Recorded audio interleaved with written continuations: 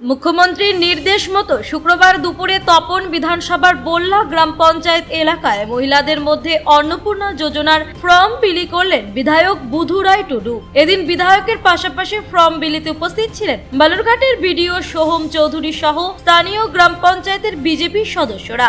আগামী দিনে নিজ বিধানসভা এলাকাতে এই কর্মসূচি লাগাতার চালাবেন বলেই বিধায়ক বুধু রায় টুডু জানিয়েছেন। প্রসঙ্গত, বিজেপি সরকার গঠনের পর তাদের পূর্ব ঘোষণা অনুযায়ী অন্নপূর্ণা ভান্ডার প্রকল্পের কাজ শুরু হতে যাচ্ছে।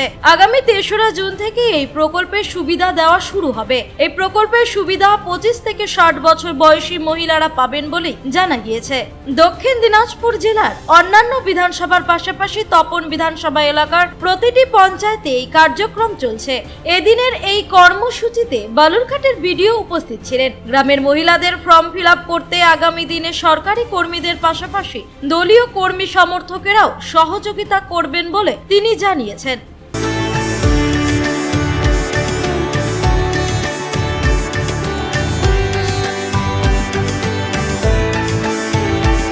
নমস্কার স্যার, আপনাদের এই মুহূর্তে কি কার্যক্রম ছিল?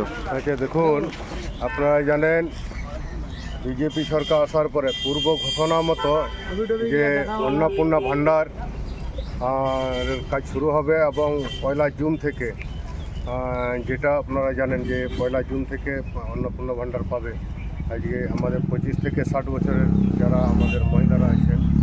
আর তার আজকের আমাদের তপন বিধানসভা এলাকায় প্রায় সব অঞ্চলে আজকে দেওয়া হচ্ছে এবং সঙ্গে ভিডিও আমাদের বালুরঘাট ভিডিও সাহেব আছেন, উনি সহযোগিতা করছেন যথেষ্ট এই বিষয়ে।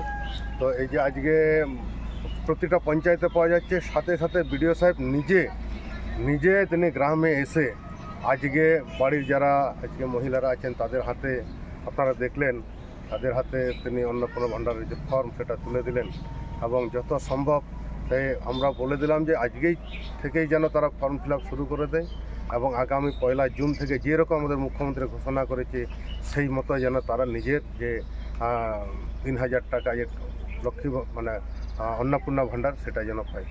ধন্যবাদ স্যার। বালুরঘাট থেকে মান্টি সিং এর রিপোর্ট, কুলিক নিউজ।